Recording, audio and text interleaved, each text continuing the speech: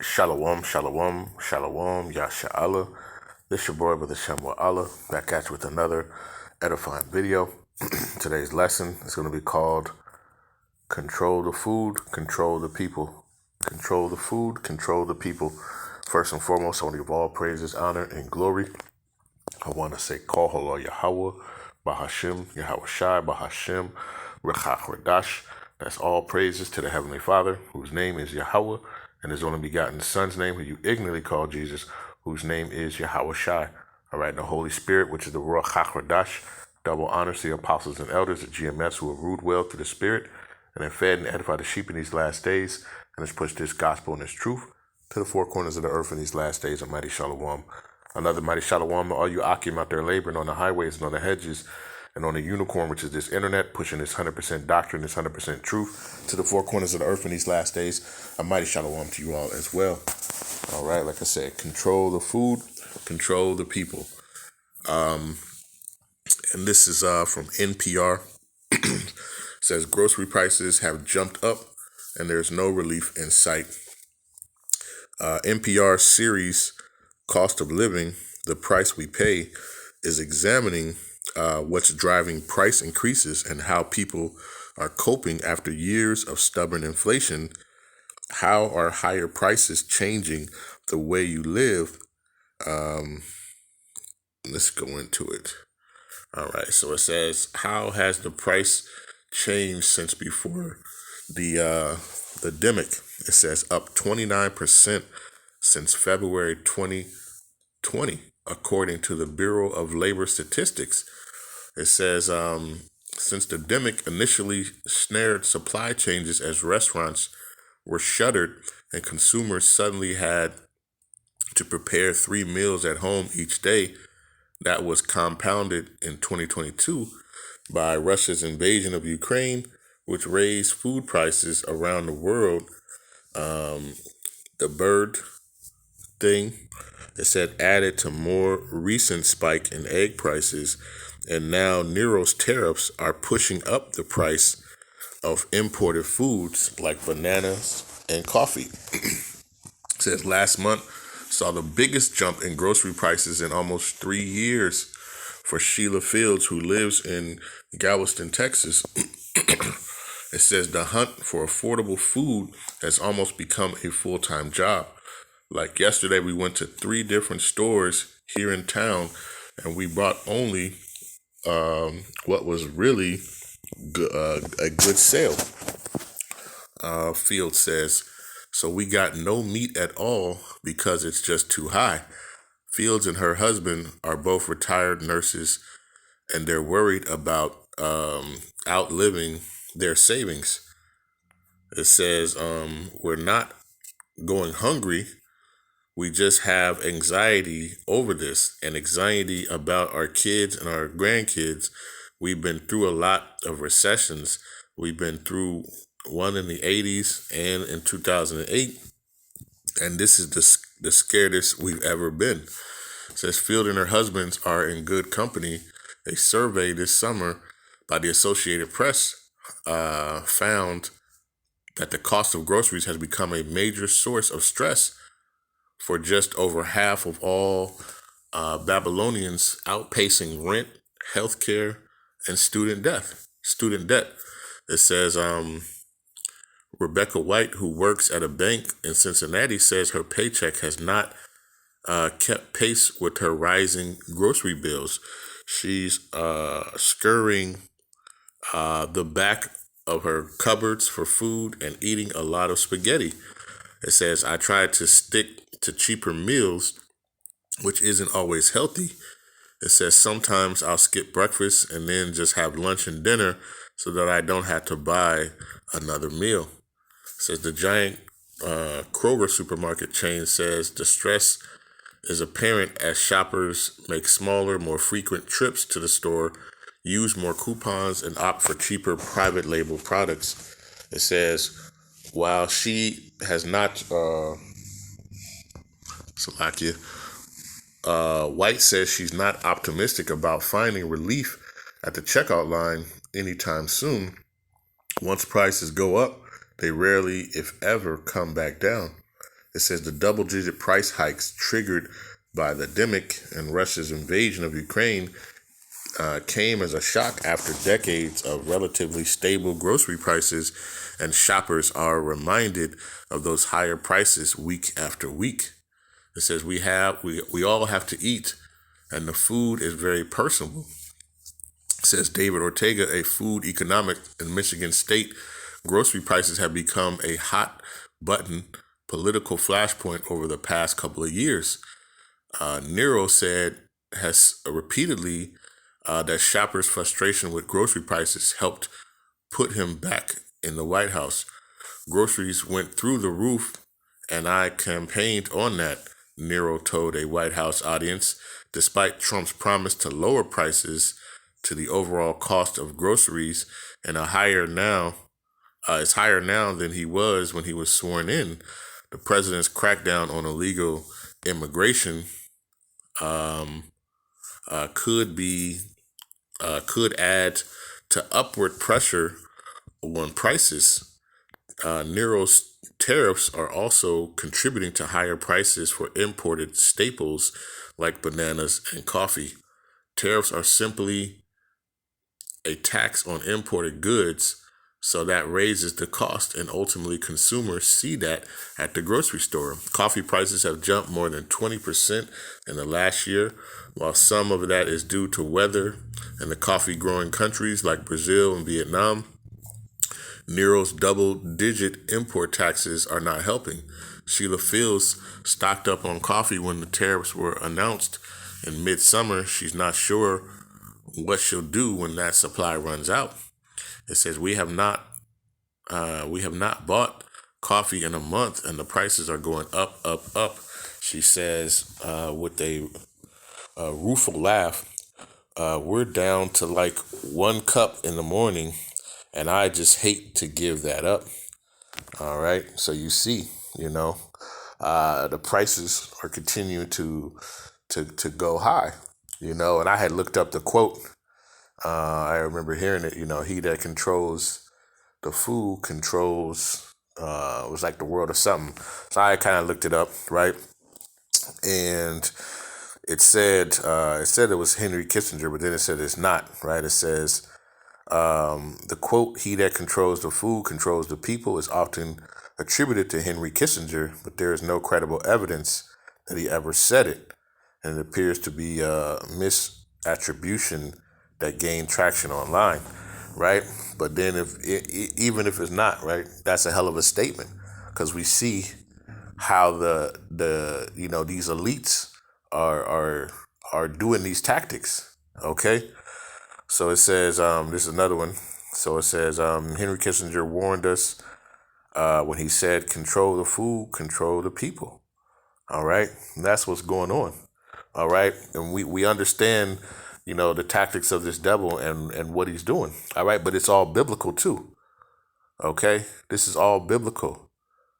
All right. But you see, and this has been happening for years now, right? You had Bill, right, Kill Gates, right, who was buying up farmland, right, and people didn't blink twice about it, right? You're just wondering, why does the CEO or whatever of Microsoft is just buying up farmland, right? You had I remember a few years back, you had cows just being mass deleted. You saw I saw videos of trucks dumping truckloads and truckloads of oranges, all right, of milk, of these different products, all right, and then all of a sudden, the prices go up, and then of course your boy Nero with his tariffs, all right, has the increase, all right, of the cost of goods, right? You go out now, and the same stuff that you used to buy for, $40, right, is now damn near $80, and like the lady said, I went to the store one day and bought some stuff, and it was almost $80, and it was really no meat in there, right? I had some lunch meat, but it was really nothing in there, right? But this is what's going on, all right? And the scriptures talk about it, all right?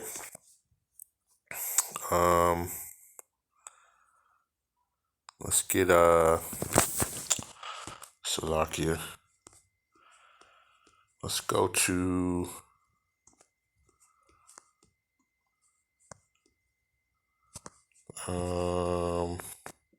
let's go here, Salakia. Let's go to the book of Revelation. All right. It's the book of Revelation, and we're going to go to 6 and verse number 6. All right. This is Revelation chapter 6, verse 6. It says, "And I heard a voice in the midst of the four beasts say, a measure of wheat for a penny, and 3 measures of barley for a penny, and see thou hurt not the oil and the wine," right? The wisdom, knowledge, and understanding. All right. But it says a measure of wheat for a penny. All right. And when you look into that penny, right?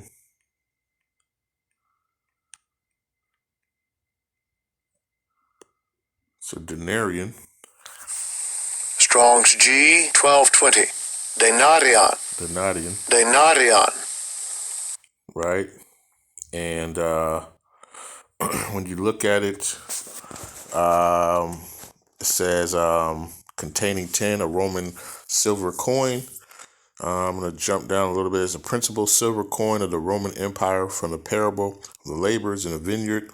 It would seem that a denarian was then the ordinary pay for a day's wage, right? So a day's wage, all right, for what? For wheat, for bar, and that's what we see now, right? Arm and a leg for stuff, man. Right? It's stuff that you like, man, what the, stuff that some just things of necessity, right? Like they said, coffee, bananas, and all this stuff going up, right? And I used to work at a grocery chain, and bananas, that's a number one. That's like the number one selling, damn near selling item. All right. What is that? 4011. That was the code or whatever. But you understand, like, those things, when those things, the cost of living, when you're talking about damn near a day's wages, right? The people said, most people, that's become their top concern, over rent, over different things is, how you going to pay for your next meal. All right. With everything going up. All right. And, but those who control this system, those elites, those top banking families on down, right? They're pushing this agenda. Okay. They're forcing a forced famine. All right. They're increasing it. All right. And that's the thing. When you can't afford, when you got to choose between having your lights on and having food in the thing, right? That's a hell of a decision right there. All right. That's a hell of a decision. All right. And your boy, he just added it on, with the tariffs. And they said months ago that you weren't going to feel the effect right away, but it was going to come like a tidal wave. And that's what you see. All right. Go to the grocery store now, man. Bag of apples damn near $8. You're like, what? I mean, just craziness. You think about the stuff that you were, before buying and then trying to buy now. It's like, man, it's crazy. Like the lady said, she eating spaghetti. I remember growing up, in a single parent family home, a spaghetti was a staple. Why? Because it was cheap, and you could feed a lot and it would last a while. All right. And that's the tactics that people are going to. All right. Why? Because, the food is damn near a day's wage. All right. and you still gotta have gas to get to the plantation to work for your pennies, you know. But this is, the system, and this is what's going on, right? He that control the food, all right, control the people, man, all right. Because guess what? Then you're gonna have to have a solution, and we know what that solution is gonna be ultimately, right? Revelation 13 and 16 and 17, all right. But and that's gonna cause, you had the immigration thing, all these different things, right? So now, if the food is not being picked, right, the prices, the demand, is going to go up. The prices are going to go up, all right? And you're going to have famine, all right? People can't afford, all right? Matthew 24 and verse number 7, it says, For nation shall rise against nation, and kingdom against kingdom, and there shall be famines and pestilence and earthquakes in diverse places. All these are the beginning of sorrows. Okay? These are all the beginning of sorrows, man. All right? We are getting to these times. All right? Just understand. Let's go to Second Esdras. All right? Second Esdras.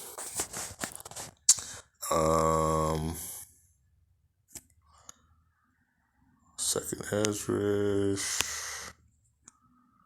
Let's go to, what am I looking for? Bear with me. Here we go. Second Esdras chapter 16, verse 17, it says, woe is me, who will deliver me in those days? The beginning of sorrows and great mournings, the beginning of famine and great death, the beginning of wars, and the power shall stand in fear, the beginning of evils.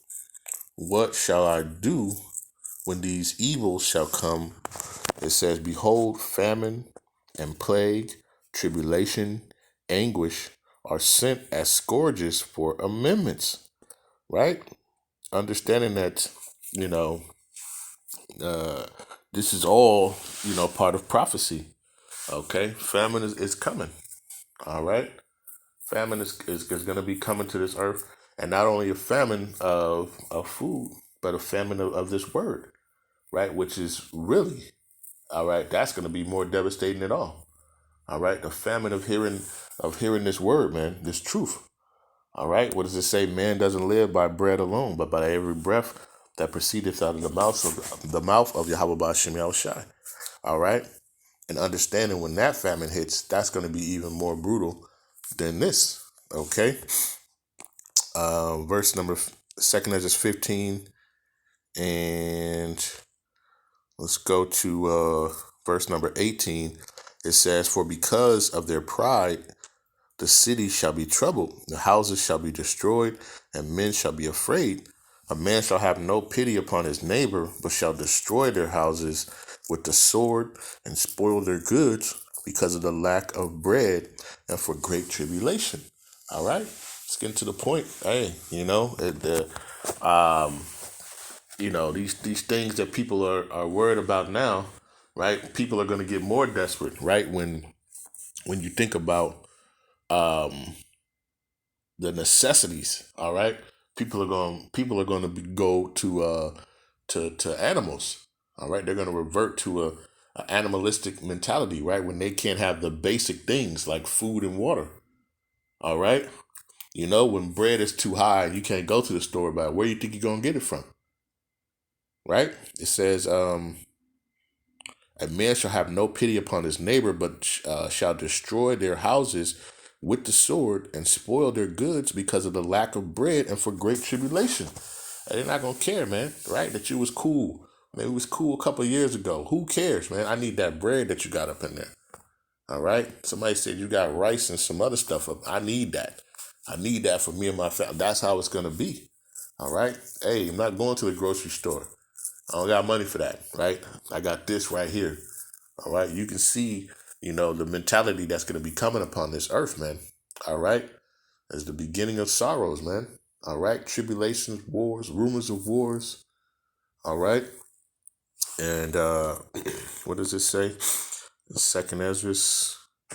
Let's get that real quick. Second Esdras 5. Then I'll probably close it out, Salakia. Second Esdras chapter 5 and verse 1. It says, nevertheless, as concerning the tokens, behold, the days shall come that they which dwell upon the earth shall be taken in a great number, right? And the way of truth shall be hidden, okay? Pestilence, wars, rumors of wars, famine, earthquakes, all right?